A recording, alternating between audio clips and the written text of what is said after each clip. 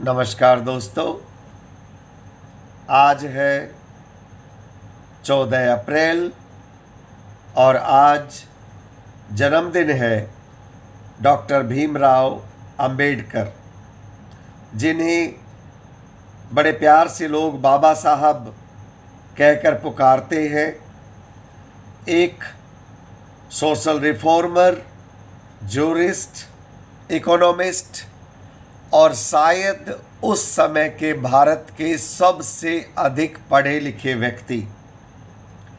उनका जन्म माहर कास्ट में हुआ और इसी के चलते उन्होंने अपनी स्कूल लाइफ में बहुत सारे कास्ट प्रिजुडिसेस को एक्सपीरियंस किया। स्कूल में उनको अपनी स्वयं की टाट पट्टी लेकर जाना पड़ता था, जमीन पर बैठना पड़ता था। कई बार उनको कक्षा से बाहर भी बिठा दिया गया। उन्हें नॉर्मल जो पानी पीने का टैप था उससे पीना परमिटेड नहीं था और अपर कास्ट बच्चों के साथ बैठना भी उनको परमिटेड नहीं था। इन सब कठिनाइयों के बावजूद वे पढ़ाई में अच्छे रहे और अपनी स्कूलिंग समाप्त करने के बाद वे एक स्कॉलरशिप पर यूएसए पढ़ने गए। जब वे 1919 में भारत वापस लौटे तो उन्होंने छुआछूत के विरुद्ध, अनटचेबिलिटी के विरुद्ध, कास्ट डिस्क्रिमिनेशन के विरुद्ध, कास्ट एक्सप्लॉयटेशन के विरुद्ध एक युद्ध छेड़ दिया। 1927 से 1935 तक उन्होंने बहुत सारी टेम्पल एंट्री मूवमेंट्स को लीड किया, जिसमें माहर कास्ट के बहुत सारे फॉलोअर्स ने पार्टिसिपेट किया। उन्होंने मंदिरों में एंट्री करी। उन्होंने उन कुओं से पानी पिया जहाँ से अपर कास्ट पानी पीते थे और उनको डिस्क्रिमिनेट करते थे। एक बार उन्होंने कहा भी था कि साथियों, हम ये पानी इसलिए पीने नहीं आए हैं कि ये कोई बहुत मीठा या स्पेशल पानी है, बल्कि हम कास्ट डिस्क्रिमिनेशन के विरुद्ध इस लड़ाई के लिए ये सिंबल की तरह इसे प्रयोग करने के लिए आए हैं। डॉक्टर अंबेडकर लोअर कास्ट के लिए, उनके टेम्पल एंट्री के लिए, उनके पब्लिक कुओं से और टैंकों से पानी निकालने के लिए कई सालों तक लड़ते रहे। उन्होंने all India schedule caste federation और कई और भी डिप्रेस्ड कास्ट के इंस्टीट्यूशंस की स्थापना करी। दोस्तों, 1924 में उन्होंने बहिष्कृत हितकारिणी सभा, 1927 में उन्होंने समाज समता संघ और समाज समता संघ का मुख्य उद्देश्य था समाज में इक्वलिटी लाना।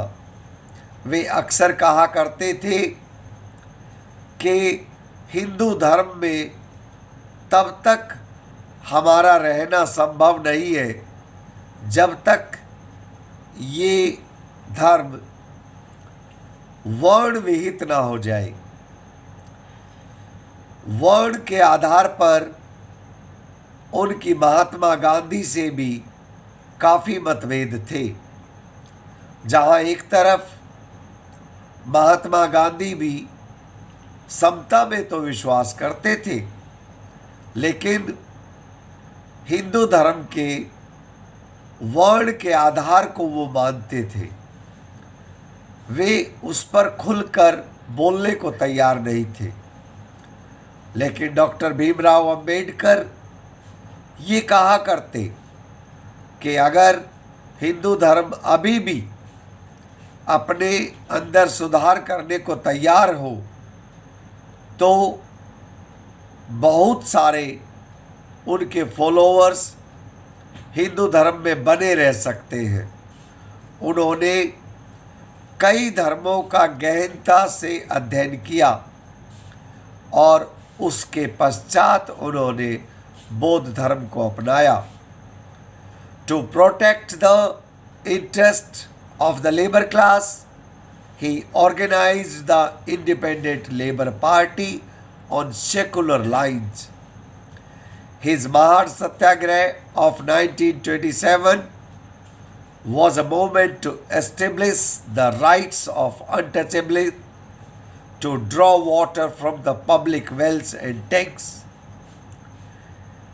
दोस्तों, पार्वती टेम्पल सत्याग्रह जो कि उन्होंने 1928 में किया था और कालासम टेम्पल सत्याग्रह जो 30 से 35 तक उन्होंने किया था, उन्होंने एक बहुत बड़ी लड़ाई लड़ी अपने फॉलोअर्स को इन टेम्पल्स के प्रीमिजेस में एंट्री दिलाने के लिए।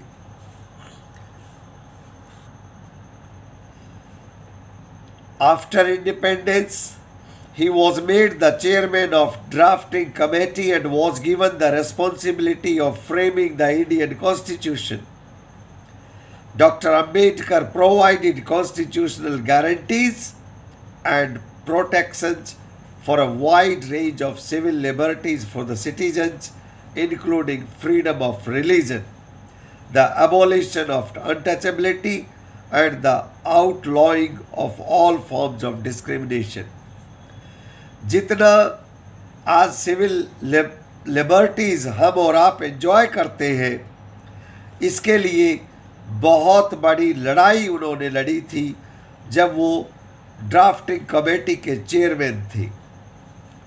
दोस्तों, अगर उस समय की बहस को उठाकर देखें तो हम पाएंगे कि वो हमेशा रिलीजन की फ्रीडम के लिए, अनटचेबिलिटी के अबॉलिशन के लिए और डिस्क्रिमिनेशन को आउटलॉ करने के लिए, हर तरह का डिस्क्रिमिनेशन, चाहे वो जेंडर बेस्ड हो और चाहे वो जाति बेस्ड हो, वो उन्होंने इसका सख्त विरोध किया। सोसाइटी में रहना बचपन से ही उन्होंने ठान लिया था।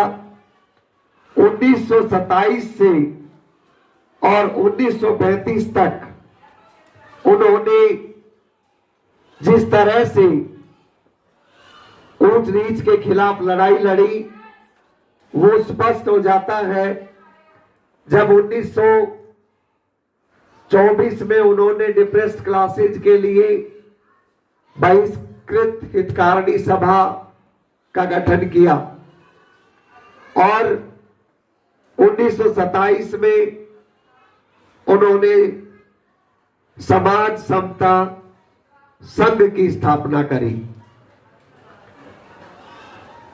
मित्रों, टेम्पल एंट्री उनके लिए कोई उस तरह की बात नहीं थी कि उन कुओं का पानी कोई ज्यादा मीठा होता, और उन्होंने कहा भी था अपने फॉलोअर्स को